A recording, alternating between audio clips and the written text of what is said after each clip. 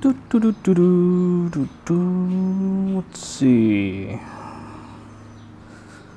So looks like there's quite a few people interested or talking shit about the Nostrum high pressure fuel pump. Which, hey, yeah, we've just now got it here, and it's in the consumer's hand now. So up until now, there's really been nothing other than select people that it's been given to. But from a consumer standpoint, we are just now getting it into people's hands. So this is it right here. Some of you guys will love it, some of you guys will hate it, but we're gonna find out what's going on with it.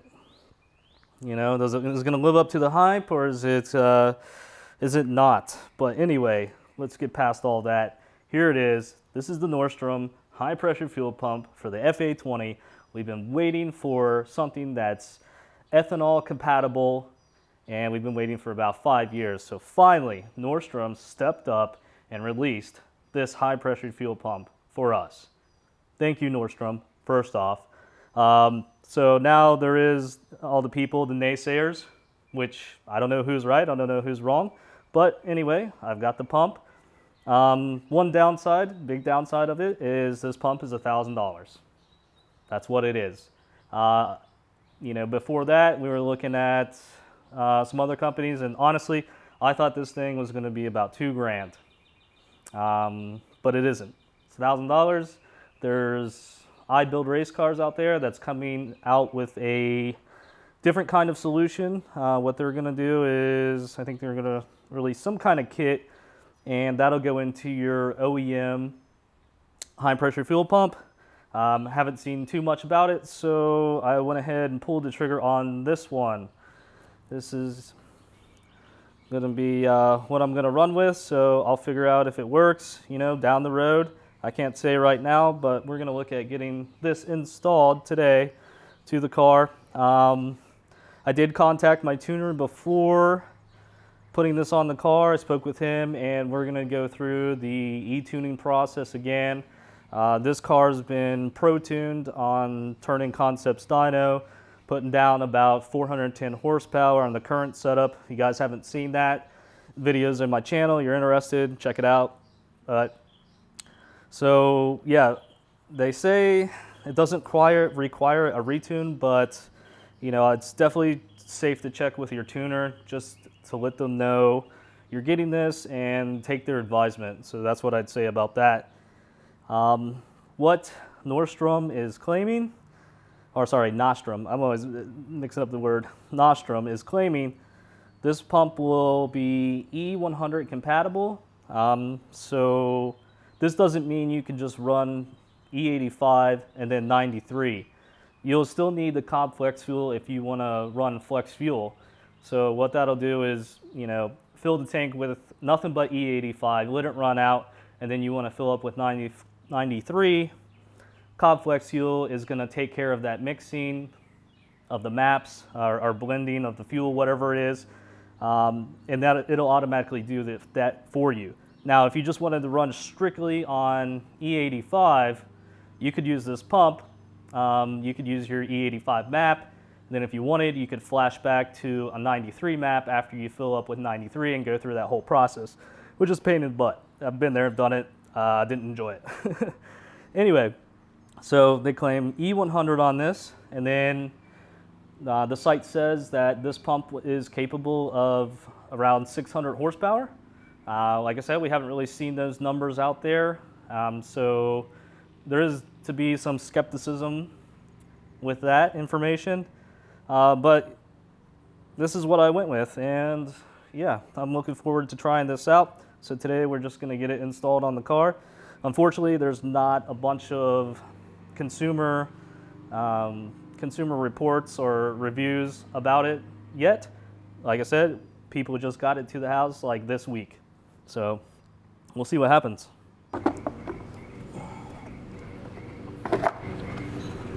Alright, so first up, just gonna remove the low pressure or intake fuel pump fuse.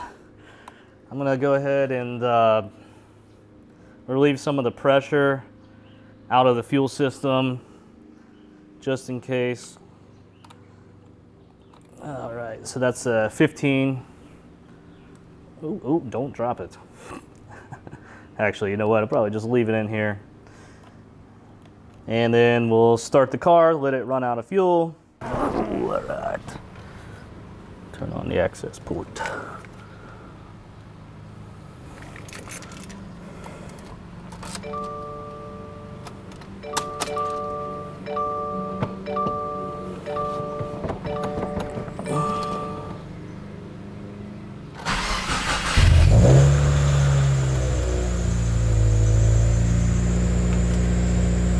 Belt is noisy. Need to look at getting a new belt.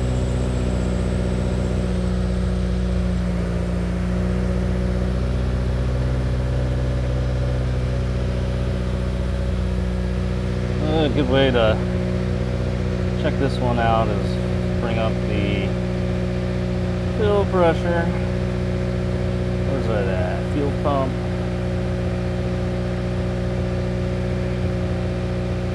Fuel pressure. We can watch it run low. Just check the PSI. Just monitor. If you're impatient, you can monitor the fuel pressure. You start noticing drops.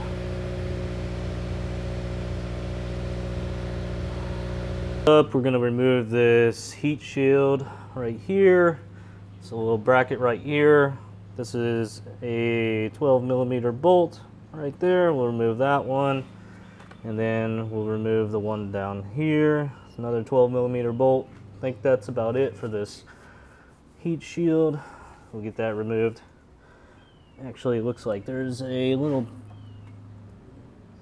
pop clip here as well, so we'll probably have to take that off, see if there are any others, and we'll get this out.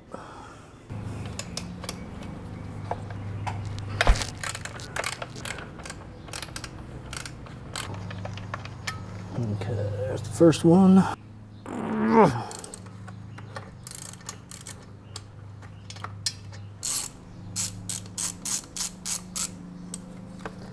It's be real tricky. Get out of here with the battery. There we go. There's the second bolt. Before I go any further, I'm going to disconnect the battery. Since we're dealing with fuel, we don't want to have any spark in this area. So I got to disconnect the battery terminals. Once I do that, then I'll end up removing this shield. Just caught myself doing it wrong. Okay, battery disconnected. Like it should be. Man, you can see these terminals being kind of a pain in the butt. I'll just try to get these out of the way a little bit.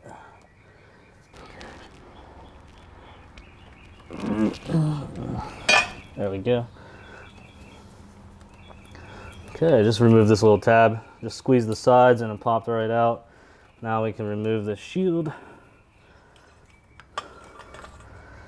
And I have to remember how this came out. So can get it back in. Alright, through the front. Okay, so that's where the little tab was I took out.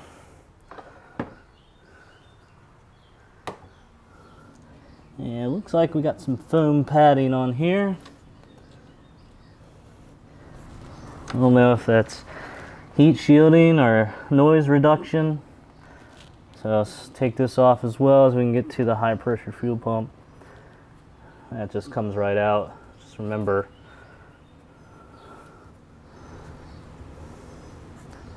this smallest piece is facing the driver. So I'll take it out. All right, here's our high pressure fuel pump. There's another little foam insert. I'm just gonna pop that off and kind of just slide it back real quick. All right, so I'll make sure I still get a towel. We'll probably still have some fuel come out. If you've done Cobb Flex fuel, you're familiar with this. How to hopefully stop the fuel from coming out. And disconnect this line first. you get your fingers in here, squeeze them together, and then push up. And now this blue tab's been released, so we can just pop that right up, and now it'll come off. I'm gonna grab another paper towel, be on the safe side.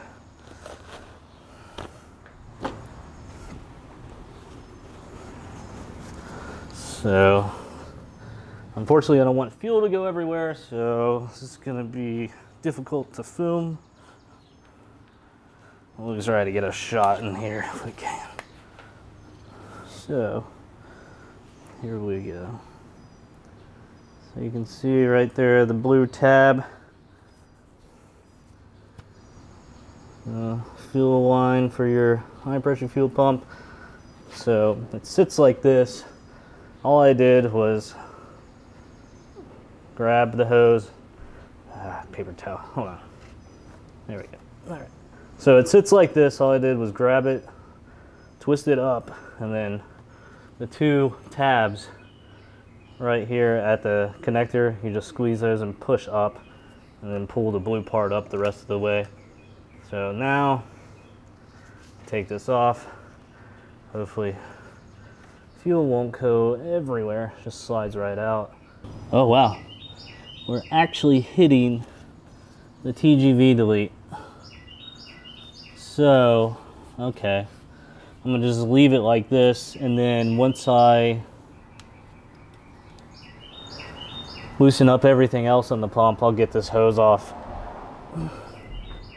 Oh, okay, a little bit of force, it came out. So, that's good. And then I always like to cover these hoses up. They don't get too much dirt and dust in them. Okay, so there's that.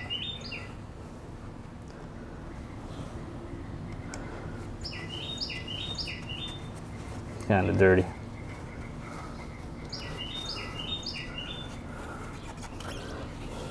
And push it back and down a little bit out of the way. So we did catch some fuel out of there. I'll block that up. Try 17 mil. Oh yes, 17 mil for that hard line. There we go. 17 mil, no, not too bad. So this nut going to the high pressure fuel pump from the hard line, that's a 17 mil nut. Make sure you don't bend it or anything. I think it seems pretty sturdy, but so you can hear it. So it's still a little bit of pressure built in there. Let it just drain out, capture all that fuel. Just got the tab on the inside of it, right here on the side. Just push down and pull it. Real easy. That's what came out real easy. It's not like some of the... Alright, so you can see we pushed our nut back from the hard line. That's good. We went ahead and disconnected our power, or what kind of electrical sensor we got here. There's the tab on the left side of it, just right back there, right here. Easy to push in and then pull back. Just let that drop. So now we've got our Torx 40 bolts here. If you're not familiar with Torx 40, yeah. We've got two of them. One on the right side, one on the left side back here. You can see it. There it is, hiding. So we gotta back those out, and then we should be able to pull the pump out from here. Anyway, so this is the one I've got. It's just the 3/8, and then it's a T40. It's kind of like the star pattern at the end of it. So you do need one of these if you don't have one.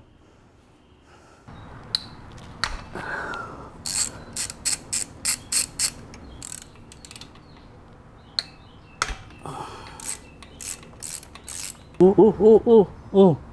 Oh no. This is a good thing I had those paper towels there. It just slid down. Where's my magnet?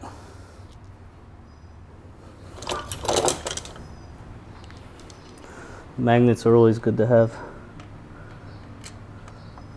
Whew, that could have been a pain in the butt.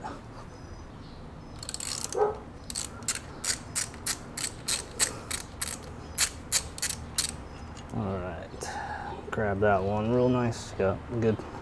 Pull this guy out real gently. Actually, move some of these paper towels so I have some visibility. There we go. I think it's already, everything's disconnected. Just can pull it out gently. Oh yeah, slid right up. Okay. Now, bypass all the wires. Oh yeah, there she is. All right, there's the stalker. Dripping a little bit of fuel. Yeah, there it is. It looks exactly the same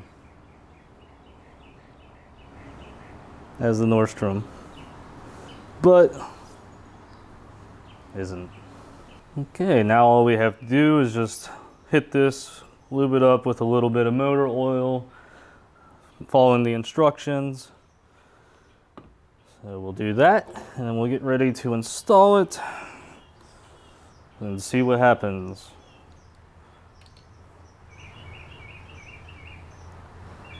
Get some motor oil, rub it around this O-ring.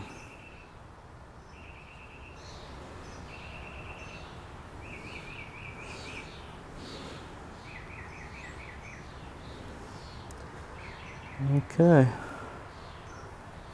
Looks to be nice and lubed up. Here's a bird's eye view where the pump goes. That's the lifter in there. And just make sure you get the orientation right. Slide it in real gently. Oh.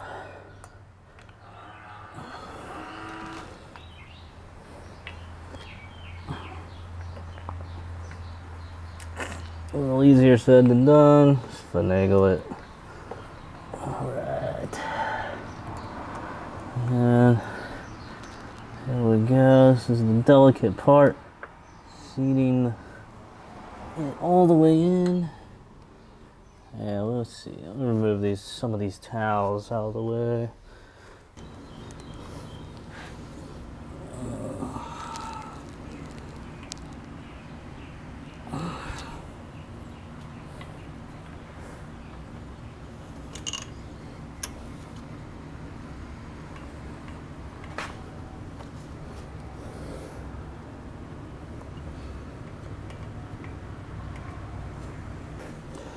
Reattach this. Make sure it's okay. Yeah, that's definitely all the way pushed up.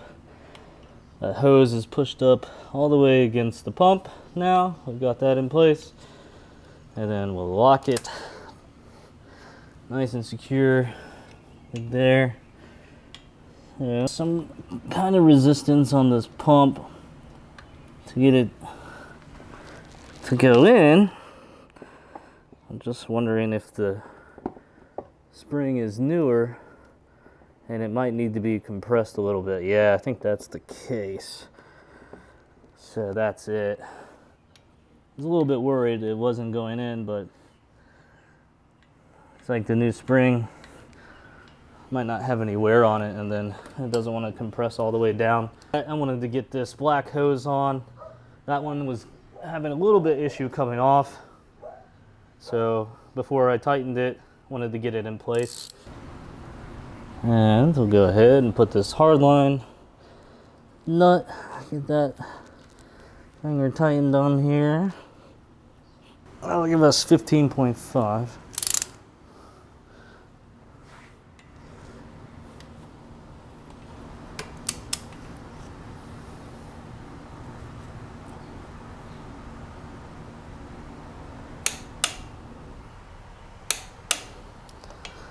Okay, it's really not that much torque at all.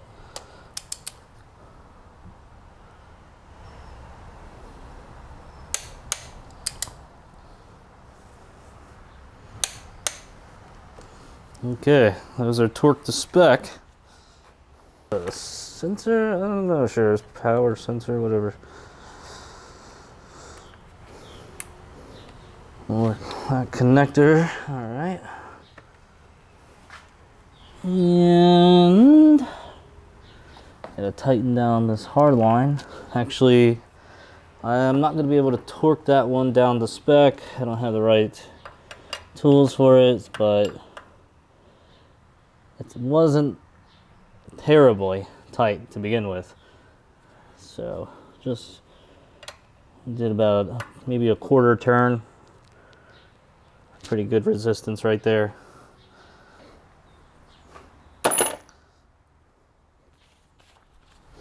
Okay, we got this black fuel line connected, locked in. We got this plug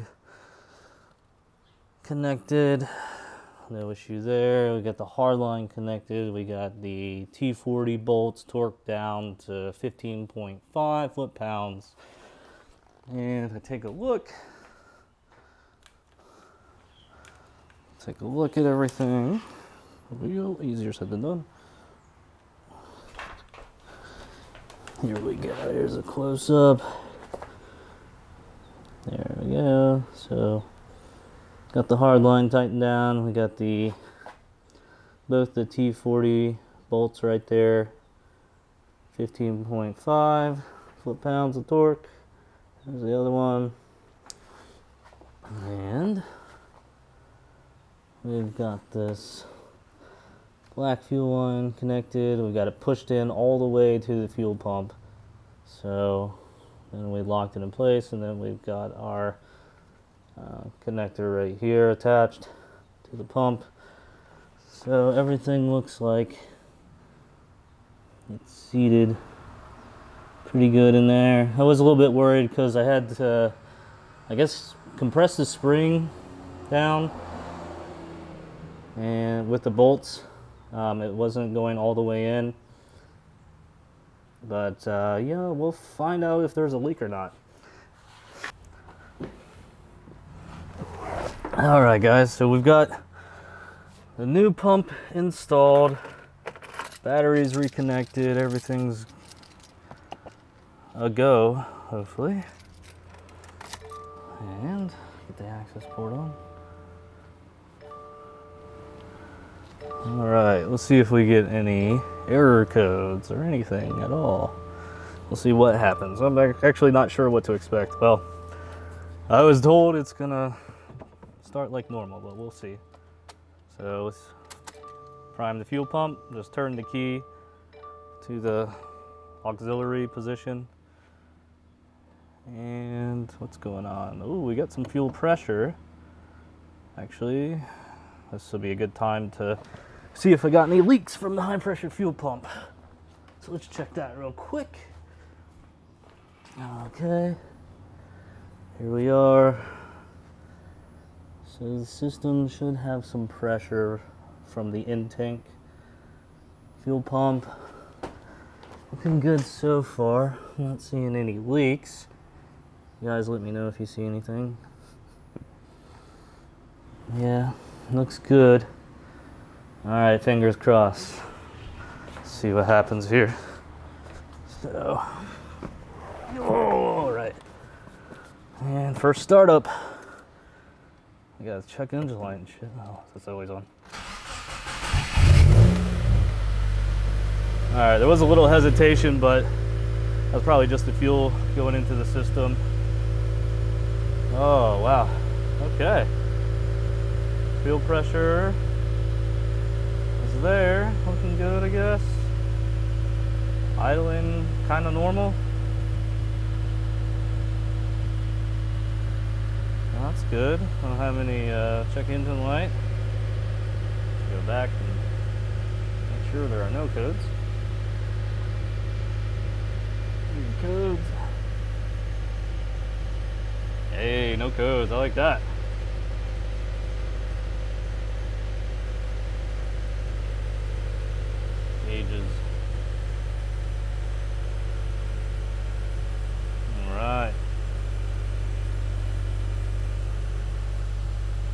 good. Let's make sure we don't have any leaks coming from the high pressure fuel pump. So far, pressure's looking good.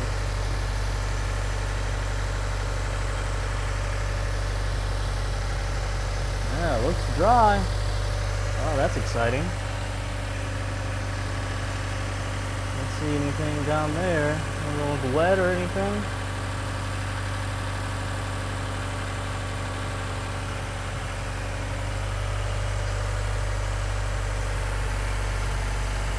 Looks good on this side.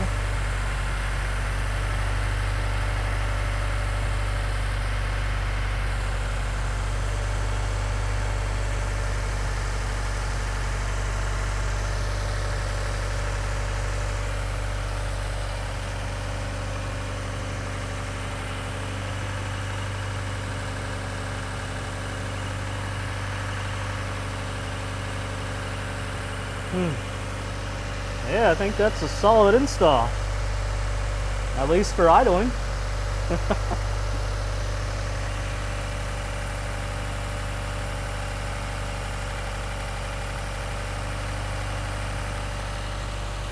Alright, let me give it a little bit of revs.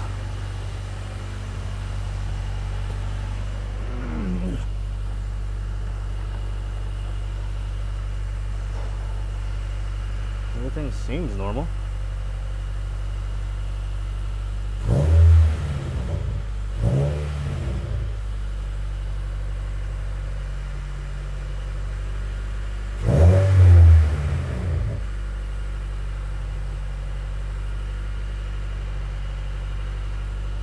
Yeah, fuel pressure's acting like normal, idling good.